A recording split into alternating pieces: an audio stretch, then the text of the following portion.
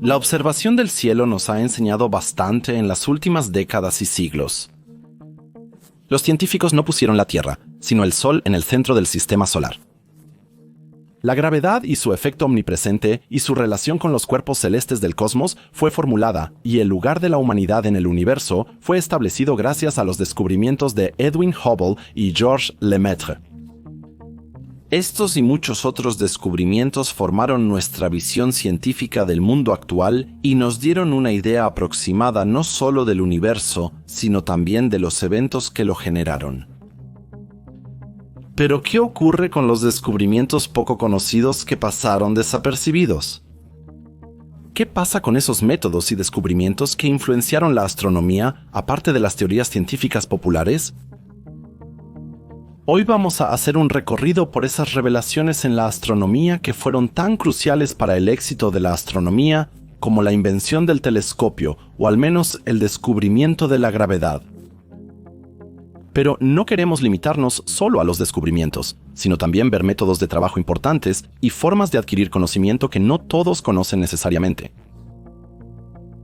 La mayoría de mis espectadores probablemente estén familiarizados con la mayoría de las cosas, pero apuesto a que hay al menos un hallazgo o un método que no conocen. Comenzamos explorando los lugares de nacimiento de planetas y estrellas y queremos descubrir qué nos enseñó esta observación sobre la astronomía y nuestro propio sistema estelar. También se mencionará la expansión acelerada del cosmos. Abordamos las consecuencias de un universo en expansión. Se sorprenderán con lo que aún se encuentra en afirmaciones como la galaxia XY está a 20.000 millones de años luz de distancia. Además, queremos considerar la extraordinaria importancia de la cooperación global en la astronomía. ¿Qué significa para los astrónomos colaborar en proyectos de investigación en una red mundial? ¿Y cómo ha cambiado su trabajo como resultado?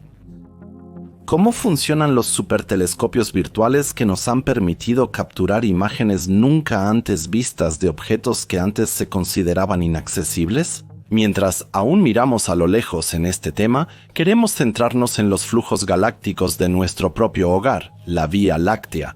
No solo es un lugar de nacimiento para las estrellas, sino que también nos dice mucho sobre su historia si solo escuchamos atentamente, si somos capaces de mirar. Y en la segunda parte de esta miniserie, abordamos que hemos encontrado el elemento más fundamental de la vida casi en todas partes del cosmos. Otros temas aún están en planificación para la segunda parte, pero no están finalizados. Y ahora, basta de preámbulos. Comencemos y emprendamos un viaje a través de los descubrimientos más emocionantes de la astronomía. ¿De dónde proviene la vida en la Tierra y cómo se formaron los planetas? Esta pregunta, si se amplía un poco, ya la planteaban filósofos y pensadores antiguos. Y extendiéndolo aún más, podríamos decir que es la base absoluta del pensamiento religioso de las personas. Cada religión posee un mito de creación que explica la creación de la tierra, el cielo y todas las demás cosas, y proporciona una explicación para la existencia de la vida. Pero, por supuesto, no queremos llevar a cabo ninguna indoctrinación religiosa ni discusión, sino ocuparnos de la ciencia. Después de que la formación del sistema solar ya había sido teorizada concretamente, los científicos hicieron un descubrimiento emocionante en 2013. Encontraron un protoplaneta K-R Muscae que se encuentra en un disco preplanetario. También se le llama disco protoplanetario y es una región circunstelar rotativa de gas y polvo denso que rodea a una estrella joven recién formada.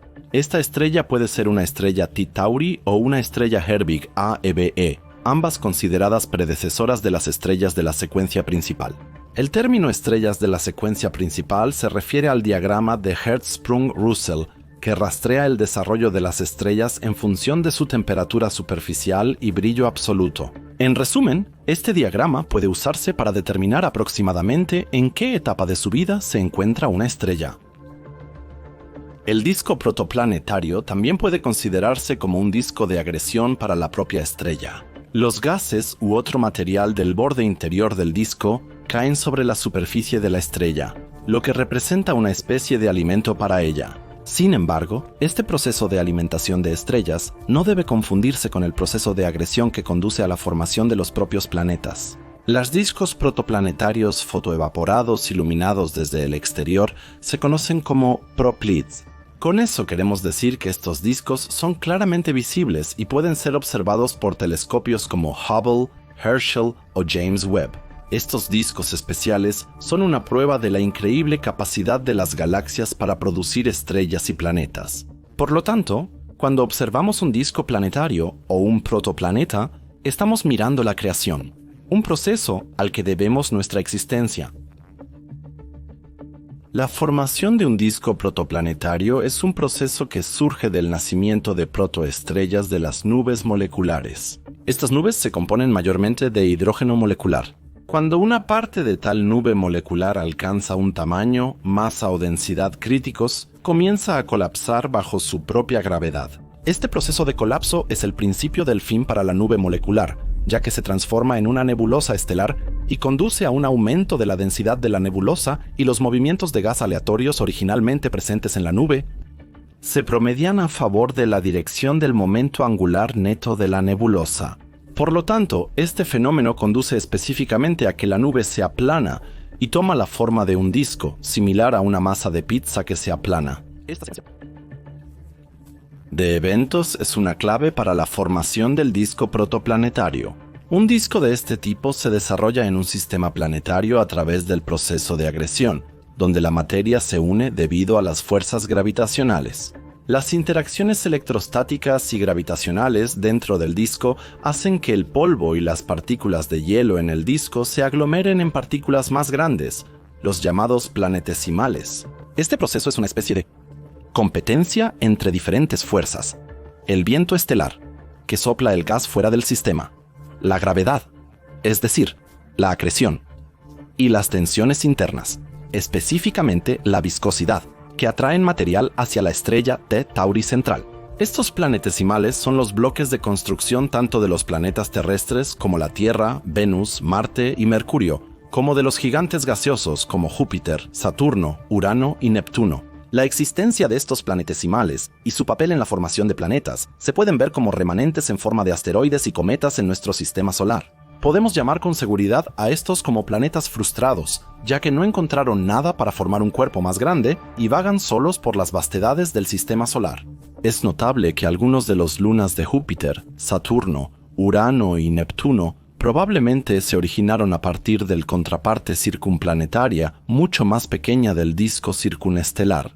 La formación de planetas y lunas en estos discos geométricamente delgados, ricos en gas y polvo, es la razón por la que los planetas orbitan alrededor del Sol en un plano conocido como eclíptica. 10 millones de años después de la formación del sistema solar, las primeras unidades astronómicas de nuestro sistema probablemente contenían docenas de cuerpos celestes del tamaño de la Luna a Marte. Estos cuerpos se acrecentaron y formaron los planetas terrestres que vemos hoy.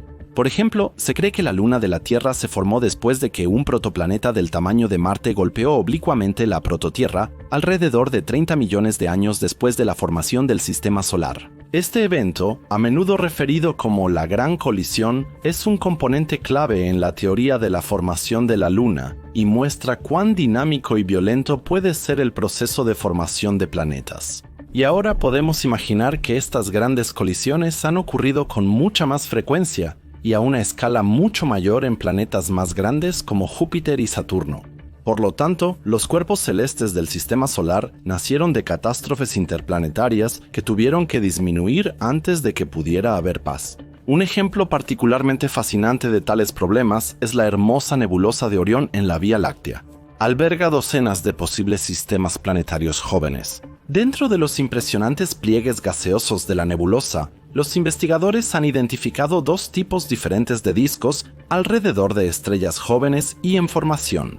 Aquellos que están cerca de la estrella más brillante en este cúmulo, es decir, en la nebulosa Theta 1 Orionis 100, y aquellos que están más lejos de ella.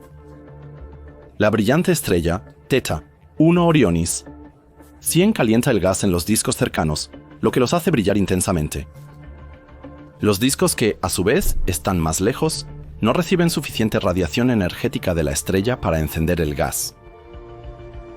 Por lo tanto, solo pueden ser reconocidos como una silueta oscura contra el fondo de la nebulosa brillante, ya que el polvo que rodea estos discos absorbe la luz de fondo visible. Sin embargo, en estos discos sombreados, los astrónomos pueden estudiar mejor las características de los granos de polvo que probablemente se unen y posiblemente forman planetas como el nuestro. Los discos más brillantes se indican por un pico luminoso en el material excitado y en dirección a la estrella brillante. Pero los vemos en una orientación aleatoria dentro de la nebulosa, por lo que algunos parecen estar representados desde el borde y otros desde el frente. Otras características interesantes realzan la apariencia de estos objetos fascinantes, como los chorros de materia emergentes y las ondas de choque. Estas ondas de choque se producen cuando el viento estelar de la estrella masiva cercana choca con el gas y la nebulosa, formando formas de boomerang, flechas o incluso, en el caso de una cierta progenie, una medusa espacial. Después de muchos millones de años de desarrollo y evolución, los discos protoplanetarios finalmente se convierten en lo que se conoce como discos de escombros. Estos discos pobres en gas consisten principalmente en polvo circunestelar en esta etapa del desarrollo planetario. Escasos de gas porque la mayoría del gas se encuentra en las estrellas o en los planetas gaseosos, o es llevado al espacio interestelar por el viento estelar. La mayoría de estos discos de escombros tienen una edad en el rango de unos 10 millones de años, como por ejemplo Beta Pictoris y 51 Ophiuchi, hasta varios miles de millones de años, como por ejemplo Tau Ceti. Estos sistemas suelen denominarse discos de escombros para enfatizar su avanzado estado de desarrollo y el hecho de que consisten esencialmente en fragmentos de la formación de planetas. Dado la mayor edad de estas estrellas y la corta vida útil de los granos de polvo de tamaño micrométrico, granos, se cree que el polvo proviene de las colisiones de planetesimales en forma de asteroides y cometas, debido a las colisiones y la presión de la radiación que ocurren en un marco de cientos a miles de años después de la formación de la estrella. Por lo tanto, los discos de escombros alrededor de estos ejemplos no son realmente protoplanetarios, sino que representan una etapa posterior de la evolución del disco, en la que los contrapartes extrasolares del cinturón de asteroides y del cinturón de Kuiper son el hogar de colisiones generadoras de polvo entre fragmentos planetarios. El sistema solar con sus planetas también surgió de un disco planetario. Aunque, por supuesto, no estuvimos presentes cuando se formaron el Sol y sus planetas, apenas podemos imaginar otro proceso que pueda generar un sistema estelar. Los seres vivos que existen en un planeta formado a partir de estos discos pueden preguntarse no solo cómo surgieron, sino también a dónde lleva todo lo que nosotros u otros llamamos el cosmos. En resumen, ¿qué es lo que la expansión realmente hace con el cosmos?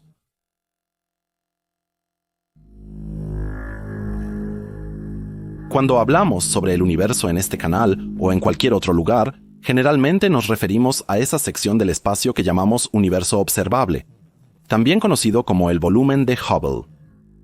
Esta es una región esférica del espacio que rodea la Tierra en todas las direcciones y que puede ser observada por telescopios, satélites o antenas parabólicas, ya que estas emisiones de luz han tenido suficiente tiempo para llegar a nuestro sistema solar. Sabemos que la velocidad de la luz se propaga a aproximadamente 300.000 km por segundo. Con eso, hemos aprendido la constante fundamental del universo. La velocidad de la luz es extremadamente rápida para las condiciones terrestres, pero dolorosamente lenta en distancias galácticas o intergalácticas. La luz de las estrellas en la Vía Láctea tarda miles de años, y la de otras galaxias a veces muchos millones de años en llegar hasta nosotros. A grandes distancias, la luz no es más rápida que un caracol. Por lo tanto, la información de otros lugares nos llega con un retraso de tiempo a veces enorme. Sin embargo, la pregunta es, cuando recibimos la luz de las estrellas o galaxias, ¿cómo podemos determinar su distancia? Afortunadamente, la astronomía es en gran parte una ciencia del espectro de radiación electromagnética. La mayoría de la información sobre la distancia de las estrellas y galaxias la obtenemos a través de su radiación en forma de luz, radiación de radio o infrarroja u otras formas de radiación. Si analizamos la radiación de objetos como las estrellas, encontramos lo que se llama líneas de absorción en su luz. Estas se producen cuando la luz de ciertas longitudes de onda es absorbida dentro de la atmósfera de una estrella o por el gas y el polvo de una galaxia. La luz llega a la Tierra en forma de fotones. Estrictamente hablando, un fotón es una partícula. Pero podemos entender mejor los fotones si los consideramos como los componentes básicos de la radiación electromagnética, por lo que también poseen propiedades de onda y pueden ser recibidos como tales. El volumen de Hubble, a su vez, cubre todas las galaxias, estrellas, planetas y otros objetos cuyos fotones podemos recibir. En este proceso, recibimos radiación en casi todos los anchos de banda, desde la muy aburrida radiación de radio que podemos recibir con gigantescas antenas de radio, como veremos más adelante, pasando por la luz del espectro óptico, que podemos ver con nuestros ojos, hasta la radiación gamma, una radiación muy energética y peligrosa para los seres vivos. La expansión acelerada del universo es un concepto familiar para la mayoría de mis espectadores. Mientras más distante está una galaxia, más velozmente se aleja de nosotros. Esto se evidencia a través del corrimiento al rojo de la luz. La frecuencia de la luz incidente se estira y para nosotros esta galaxia se desplaza hacia el rojo. Consideremos el supercúmulo Basel-Feins, ubicado a 1000 millones de años luz de distancia. Si ahora comparamos el espectro del cúmulo con nuestro Sol, vemos que las líneas de absorción de la galaxia se han desplazado hacia una longitud de onda más larga. Cuanto mayor es el corrimiento al rojo, es decir, cuanto más se desplazan las bandas de absorción a la derecha en nuestro gráfico, mayor es la distancia de la galaxia y más rápido se aleja de nosotros. El corrimiento al rojo se expresa en astronomía con la letra Z. Sin entrar en detalles matemáticos, el valor se mide dividiendo el cambio de longitud de onda en el espectro por la longitud de onda normal. Se representa una fracción de la velocidad de la luz. Una vez que se ha calculado el valor del corrimiento al rojo, se puede determinar la velocidad a la que algo se aleja de nosotros multiplicando z por la velocidad de la luz. La fórmula para esto es v igual a z por c. El cambio en la longitud de onda para el supercúmulo Basel-Feins nos muestra un valor de corrimiento al rojo de 0.07. Si ahora insertamos los valores en la fórmula, obtenemos una velocidad de 21.000 km por segundo. En otras palabras, BRS-11 se aleja de nosotros a 21.000 km por segundo. Y para resumir brevemente de nuevo, el corrimiento al rojo sucede cuando los fotones que llegan a la Tierra experimentan una reducción de su longitud de onda debido a que la expansión del universo la estira. Mientras el espacio vacío se infla como un globo, la creación de nuevo espacio aumenta las distancias entre los objetos del universo y la longitud de onda de la radiación. Por eso, el valor z es la mejor opción para expresar la distancia y la velocidad de los objetos en relación con la Tierra. Tenemos esta base. El universo se ha expandido por más de 13.700 millones de años. Como hemos hablado del universo observable al principio de este capítulo, nos preguntamos, ¿qué hay más allá? Bueno, la respuesta es bastante simple. Más espacio, más galaxias, estrellas y planetas. Podemos esperar que el universo simplemente continúe más allá del horizonte, más allá de lo que podemos observar. El asunto es que, con el aumento de la edad del cosmos y la mayor distancia de las galaxias a nosotros, eventualmente casi todas las islas estelares visibles se habrán alejado tanto de nosotros que ya no podremos verlas. Todas las islas estelares a más de 100 millones de años luz simplemente desaparecerán del cielo nocturno. Entonces se encontrarán en regiones del universo que se expanden más rápido que la luz alejándose de nosotros, ya que la expansión acelerada del cosmos eventualmente alejará la isla estelar a más que la velocidad de la luz. Pero no debemos caer en un engaño aquí. No son las galaxias en sí las que se alejan de nosotros a velocidades superlumínicas, sino el espacio que nos separa de ellas. Y si cruzan el horizonte del universo observable, siempre estarán perdidos para nosotros. Eso significa que para la humanidad, si todavía debería estar viva en 10 a 20 mil millones de años, encontrarán un cosmos que consta de significativamente menos galaxias. Sin embargo, en algún momento, el universo observable consistirá solo de galaxias del grupo local y algunas islas estelares bastante cercanas al grupo local. Nuestro cielo será entonces mucho más oscuro y vacío de luz, ya que para ese momento la mayoría de las estrellas luminosas se habrán extinguido. Solo los enanos rojos y algunas estrellas más grandes poblarán las galaxias, y a medida que avanza el tiempo, más y más áreas de la galaxia caerán en el olvido. pero todavía tenemos un cosmos bastante rico frente a nosotros, uno cuya amplitud y dimensiones no solo nos asombran, sino que también nos permiten formar nuestra visión del mundo. Gracias al descubrimiento de Edwin Hubble y Georges Kilometre, hemos llegado a un punto en la ciencia donde sabemos que la Vía Láctea no es la única galaxia en el universo, y probablemente cientos de miles de millones de islas estelares, si no incluso algunos billones, llenan todo el universo. Cada una de estas galaxias puede albergar un planeta que haya dado origen a una civilización inteligente, una cuyas circunstancias de desarrollo quizás produzcan un reconocimiento similar al que tenemos nosotros. Y desde el punto de vista de esta civilización, el universo se desarrollaría de la misma manera que para nosotros. Quizás nunca podamos establecer contacto con esta civilización si se encuentra más allá del límite del cosmos observable. Sin embargo, somos absolutamente inalcanzables para esta civilización. Y sin importar si esto proporciona una respuesta a la pregunta ¿estamos solos? Una cosa es segura, la astronomía exige colaboración. ¿Y cómo se ve eso? Lo veremos ahora.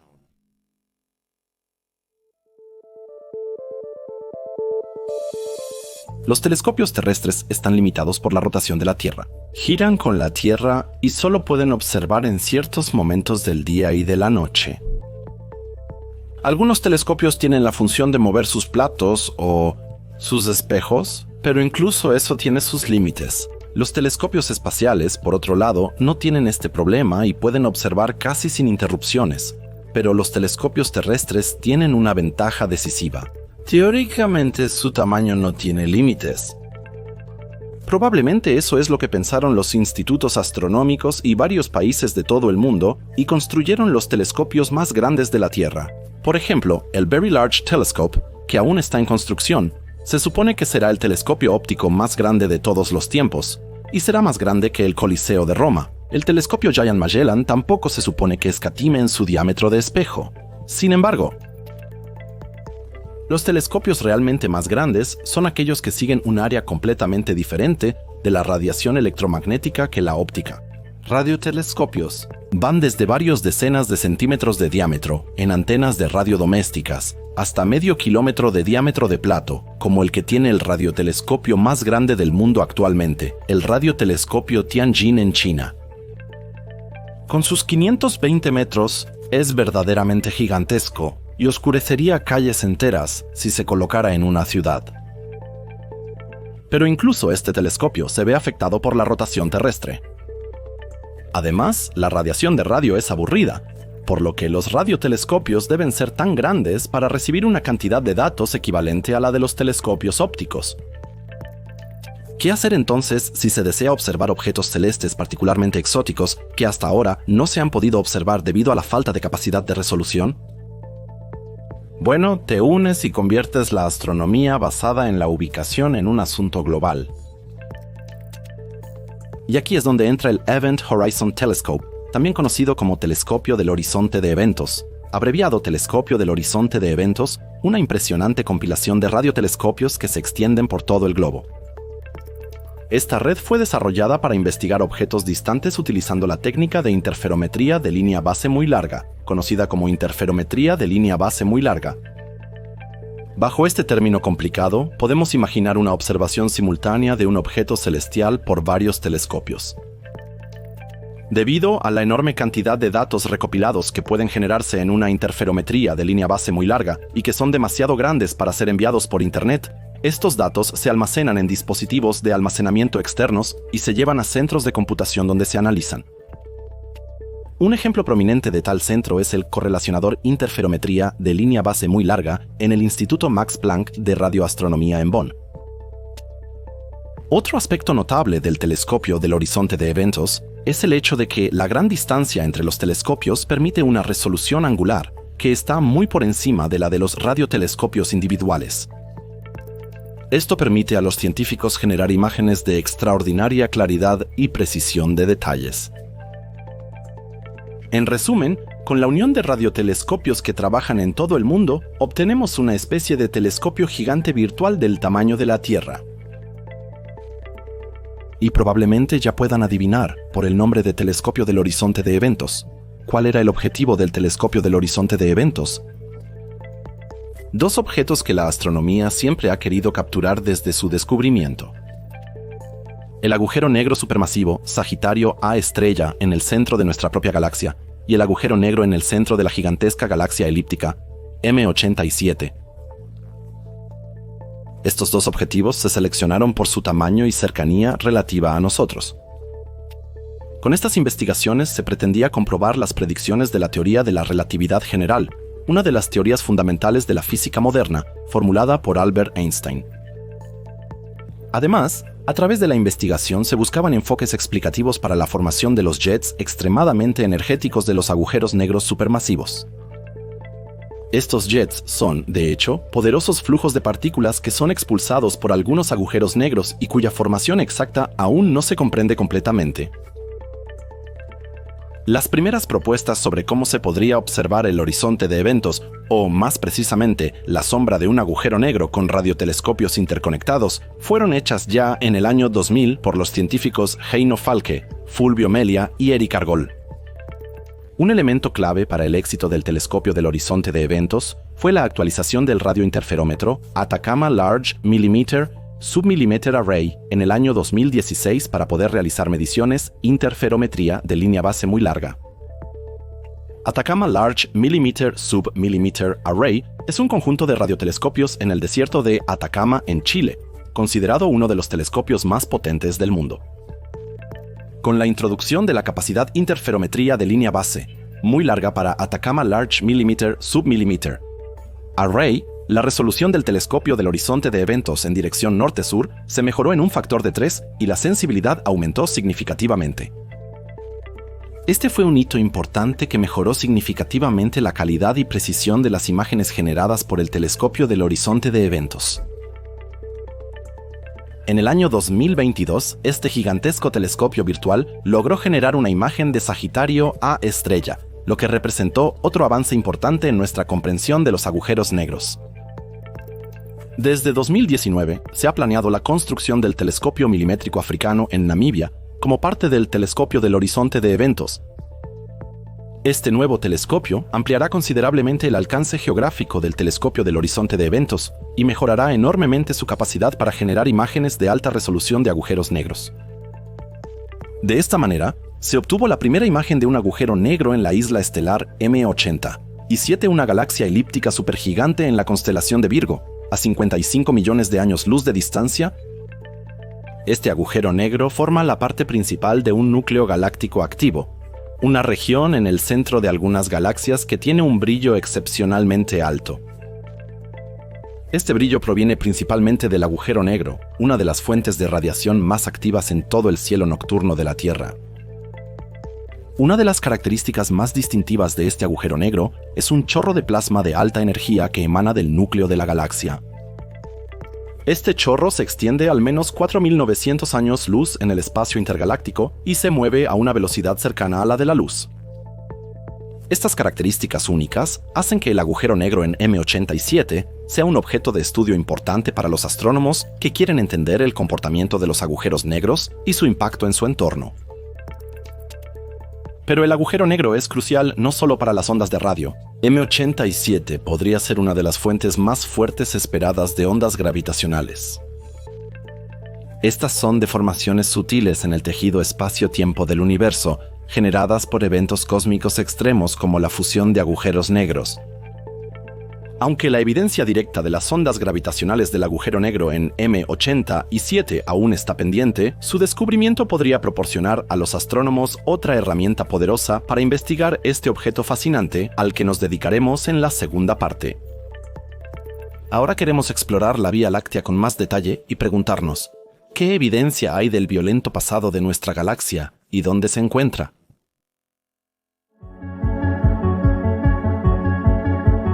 Todos sabemos que somos parte inevitable de los movimientos.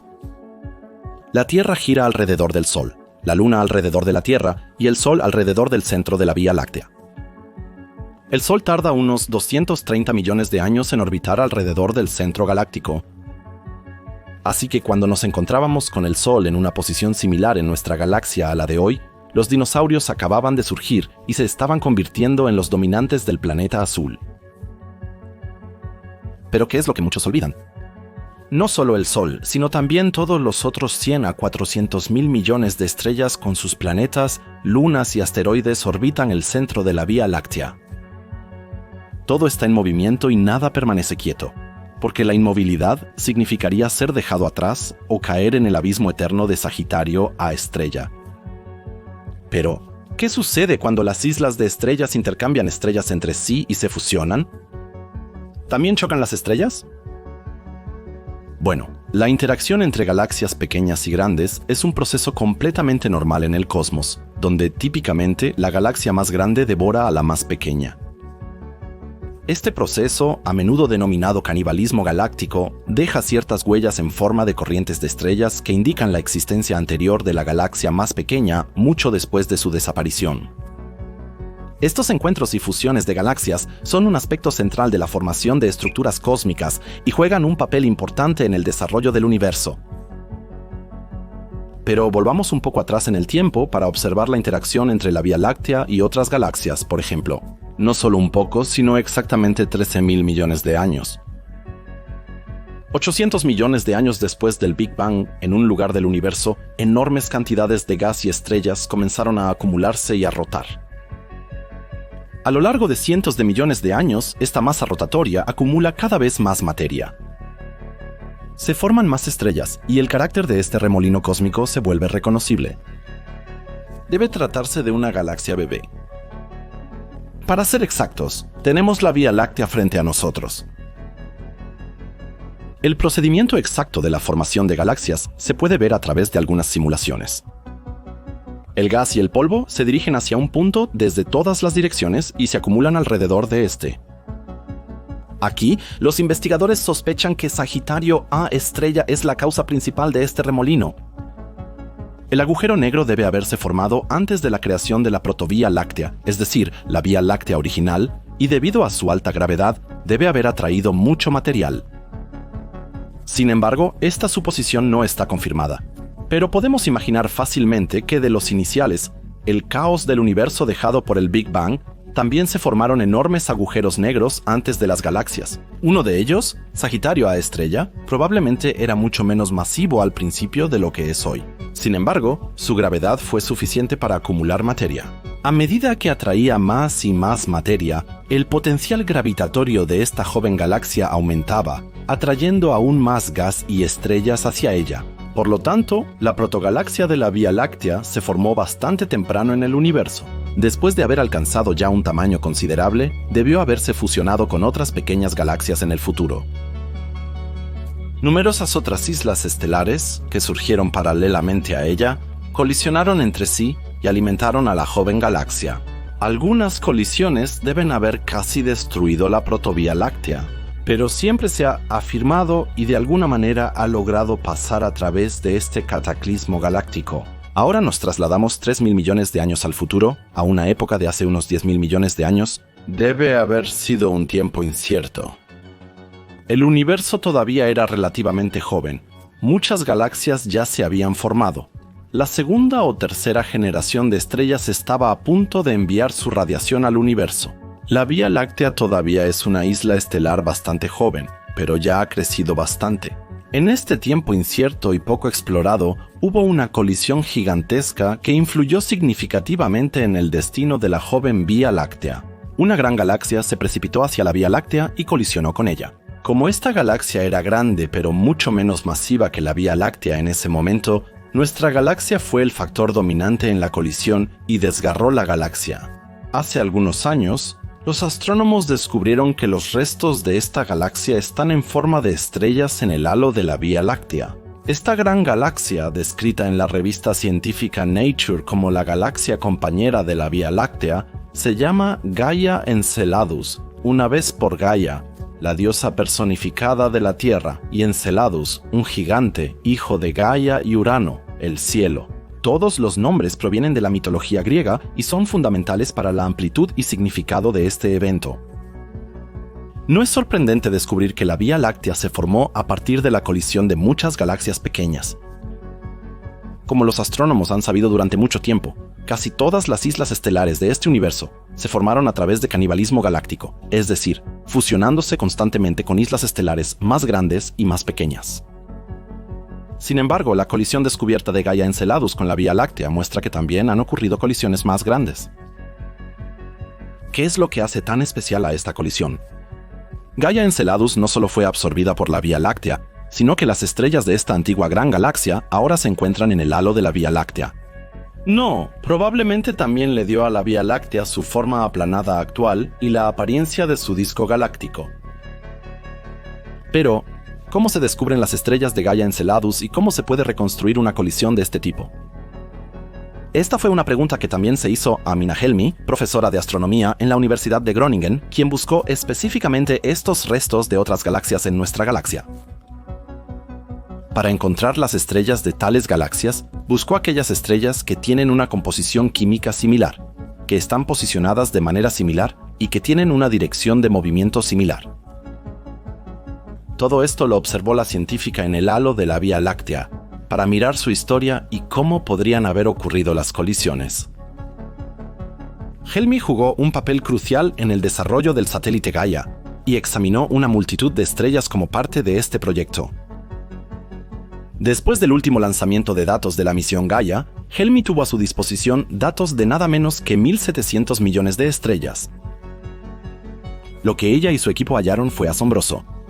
Un número no despreciable de estrellas en la Vía Láctea parece provenir de la colisión ya descrita con Gaia Enceladus. Pero no solo eso, también la química. La composición química de la mayoría de estas estrellas difiere significativamente de las estrellas nativas de la Vía Láctea y forman un grupo bastante homogéneo. Las estrellas de esta galaxia son incluso más jóvenes que las de la Vía Láctea. Dado que se encuentran principalmente en el halo o galaxia, esta se puede describir en partes como menos antigua y más joven que otras partes de la Vía Láctea, como el centro galáctico o los brazos espirales. Y aún hay más.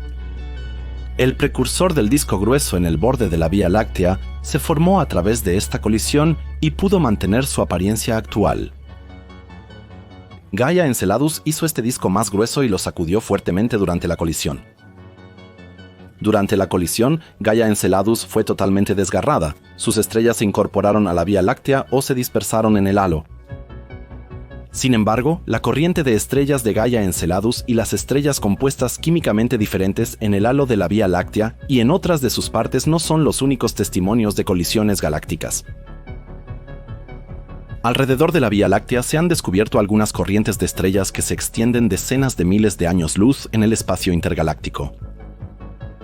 También podemos entender estos como restos de colisiones galácticas anteriores o en curso de la Vía Láctea con otras galaxias. Estas corrientes de estrellas rodean la galaxia en parte como un anillo, en parte son absorbidas por ella.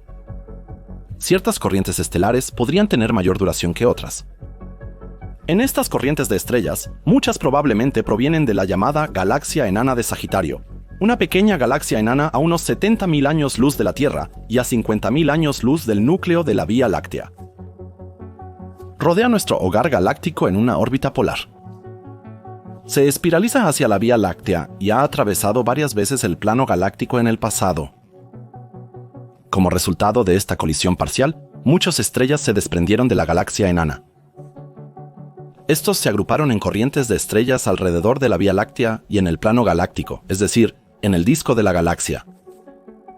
En el futuro, los astrónomos esperan que Sagitario enano eventualmente se convierta en una única y gigantesca corriente de estrellas.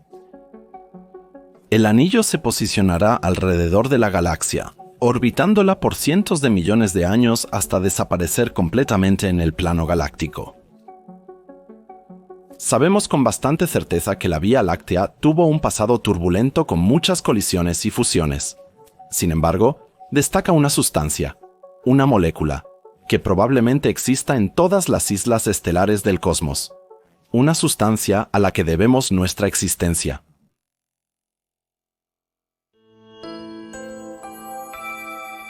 El nacimiento de estrellas y planetas, la colaboración global de astrónomos para capturar agujeros negros en galaxias lejanas y en nuestra Vía Láctea, los testigos de un pasado brutal y caníbal, así como las consecuencias de la expansión acelerada del universo, que dejará a la Vía Láctea bastante sola en decenas de miles de millones de años.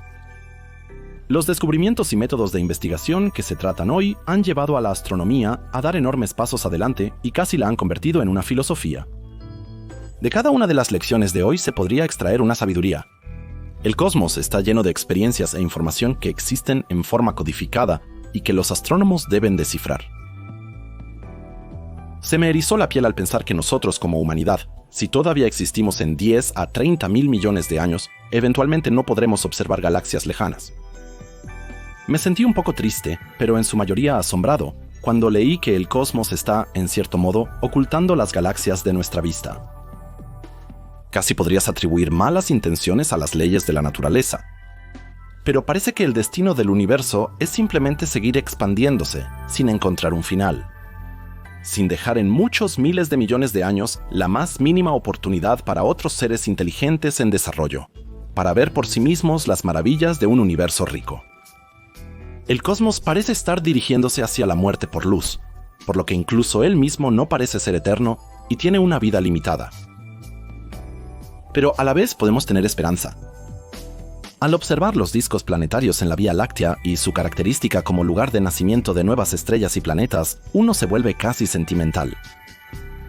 ¿Cuánto me recordó la observación de un disco preplanetario al nacimiento de mis hijos, al hecho de que el polvo cósmico, horneado en los hornos de estrellas gigantes, recogido por nubes de hidrógeno interestelares y aplanado en un sistema solar en un planeta azul, produjo seres vivos que comparten mi genética? Individuos a los que puedo mostrar las mismas maravillas del cosmos, a los que quiero transmitir cuán vasto es el universo y cuán preciosa es la vida en la Tierra. Cada vez que entro en contacto con este tema, me siento feliz y agradecido de vivir en medio de este universo frío e inhóspito, de haber encontrado una oasis de vida en forma de un planeta azul y de tener personas a mi alrededor a las que puedo llamar mi familia. Pero esto fue solo el inicio del viaje. La próxima semana pueden esperar otra parte de estos increíbles descubrimientos en astronomía.